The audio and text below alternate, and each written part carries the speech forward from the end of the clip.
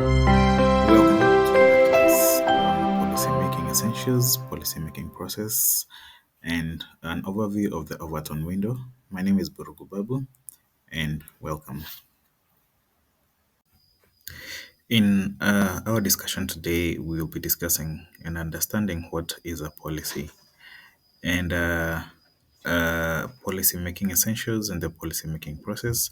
And at the end of this lesson, we'll be looking at the Overton window as far as policy making is concerned. So, in understanding what a policy is, we can say that a policy can easily be understood as a government decision on a specific issue and what government chooses to do or not to do on such an issue.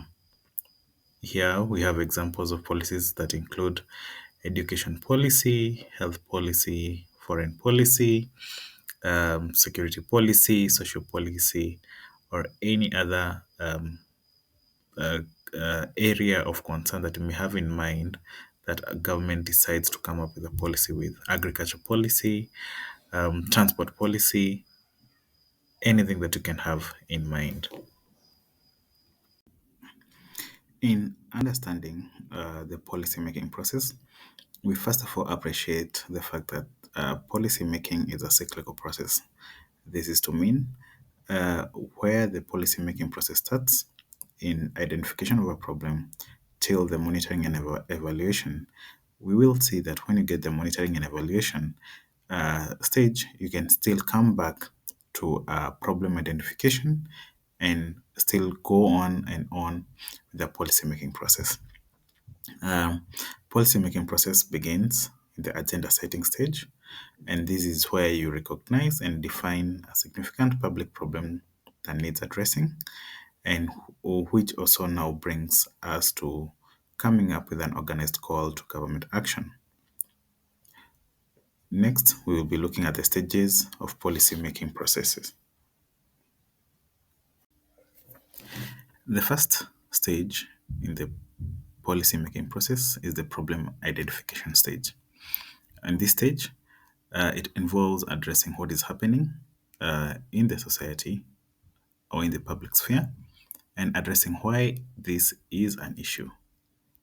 Then a policy will be developed either as a reaction or response to the need that has been identified or the problem that has been identified. Further, the policy that is developed could be in anticipation of a problem. For example, if you have a drug policy, this could be developed as a reaction or response to a problem that has been seen as where there is a drug abuse problem. Or you'd have an immigration policy that has been developed because a government has seen a surge in the number of immigrants who are coming into the country. So ideally, problem identification is the starting point of the public policy making process. Further into the problem identification stage, once a problem has been identified, there is the need to involve the decision makers and stakeholders to talk and engage on the issue identified.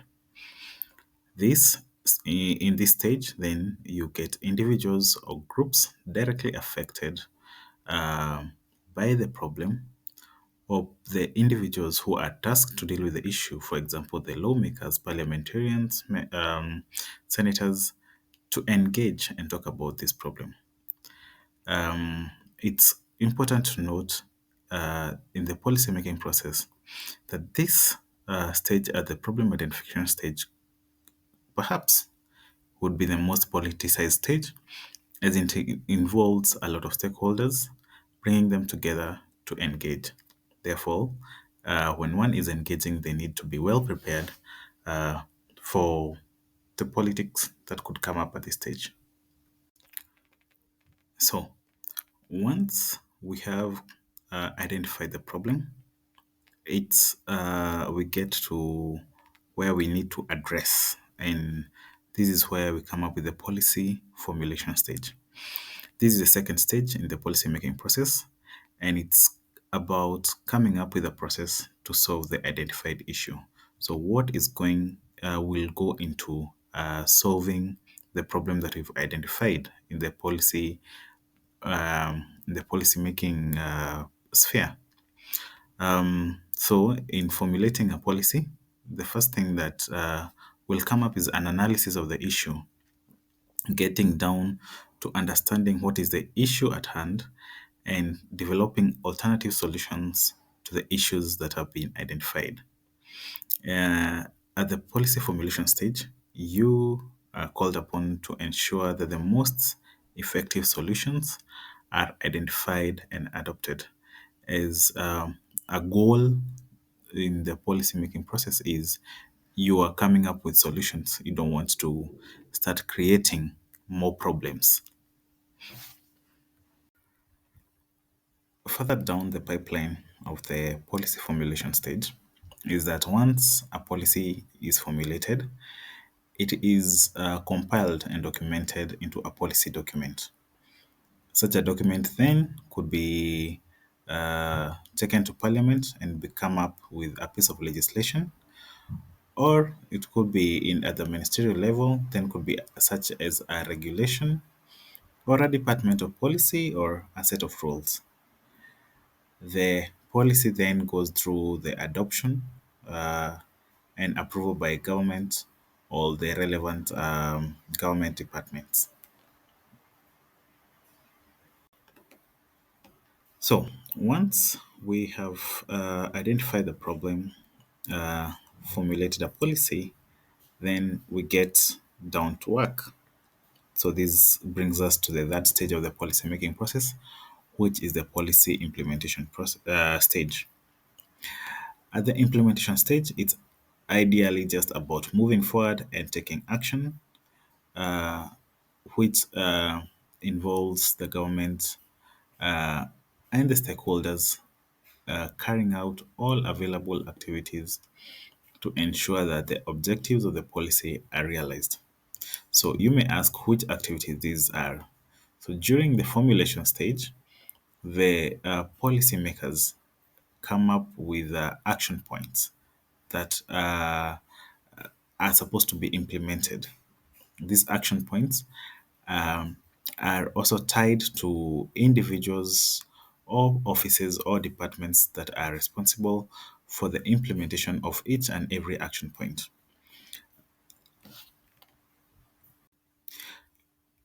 Another important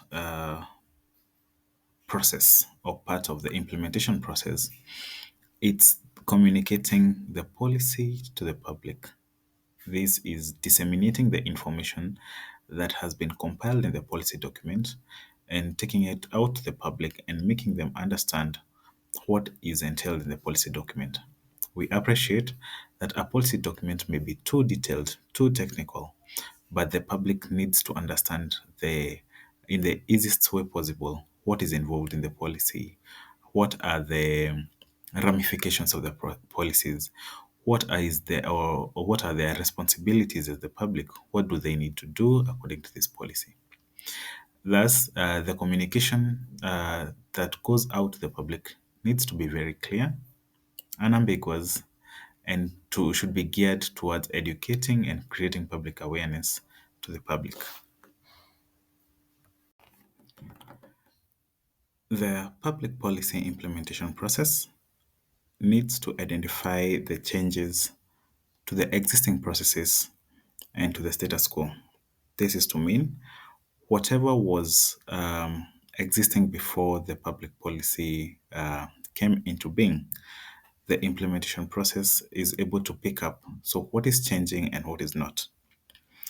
Further down during the implementation stage, there is a need to come up with monitoring and evaluation standards to know what would constitute a successful policy implementation, and on the flip side, what would mean that the policy implementation is not successful.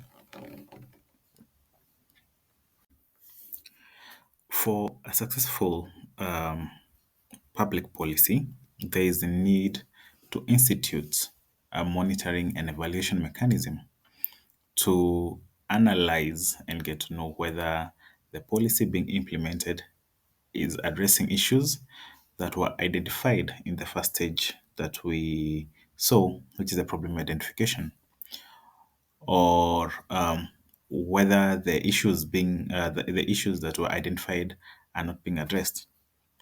The monitoring and evaluation mechanism needs to also tell us whether the implementation process is proceeding well. Thus, the mechanism needs to be well outlined. The analysis needs to be clear and to be easy for policymakers to evaluate whether the policy is well implemented. Further, as stated before, that the monitoring and evaluation assessment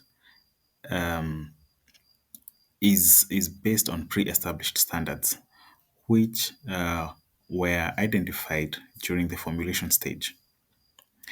The monitoring and evaluation stage also evaluates the quality of the impact of the policy being implemented.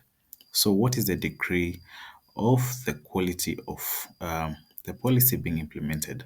Is it meeting the standards? Is it meeting the objectives or that were first of all identified during the problem identification stage? In policy making, monitoring and evaluation allows governments to know whether to continue with a certain policy implementation or not, and whether to change the approach in the policy implementation. Whether in the case that there is the need to change the approach or to change the policy implementation approach, then this is another problem that has been identified and takes us back, as we had said, the process is cyclic. So we'll take us back to the problem identification stage, and where then we'll have stakeholders meeting again to correct the policy making process, to correct the policy that had first of all had initially been formulated.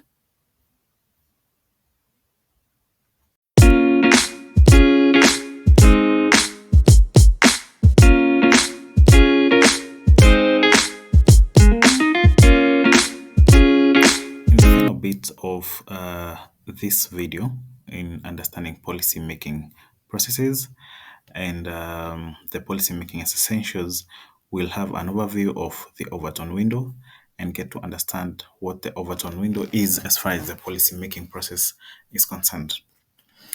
The Overton window is a model of understanding how ideas in the society change over time and influence politics. At the center of the Overton window is understanding the behavior of politicians and also understanding the behavior of the public, which policies are more acceptable to the public. These are the popular policies which are found at the center of the Overton window. And then there are the more radical policies which are found at the periphery of the Overton window. As you can see on the image on your right, we have policies that are popular near toward the center of the Overton window. But as you get further from the center, you have the radical and unthinkable policies, which politicians would not dare support, else they would lose popular support if they championed these ideas. In understanding the Overton window, the main concept here is that politicians are limited in what policy ideas they can support, because generally they will only pursue policies that are popular in the society as the legitimate policy options. But these policies that further exist outside the Overton window, most can be supported, but a politician risks losing the popular support if they champion these ideas. Let us continue looking at the Overton window. As you can see towards the center of the overton window, policies that are within the overton window can be recommended by a politician or policymakers without appearing extreme or even shocking to the bulk of the public. These policies are more acceptable, they are popular. Then, as earlier said, the policies that are on the periphery, they are more radical and could also be unthinkable, but are not included in the overton window. It's important to note that the overton window will continue to shift along the societal beliefs and attitudes, and politics may change. The society may become more acceptable to the policies that were there before outside the overton window. And it could also be influenced by events or political movements or advocacy by organizations. Further, it's important to note that it's easy to lose popular support when one proposes the unusual ideas in the overton window. And it's also important to note that the overton window is not static, it moves. An idea may seem unacceptable today, but over time, things continue to change.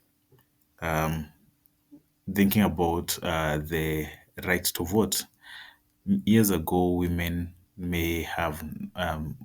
or black people in, let's say in the West, may not have had the right to vote. But today, that has changed. The overton window keeps on changing.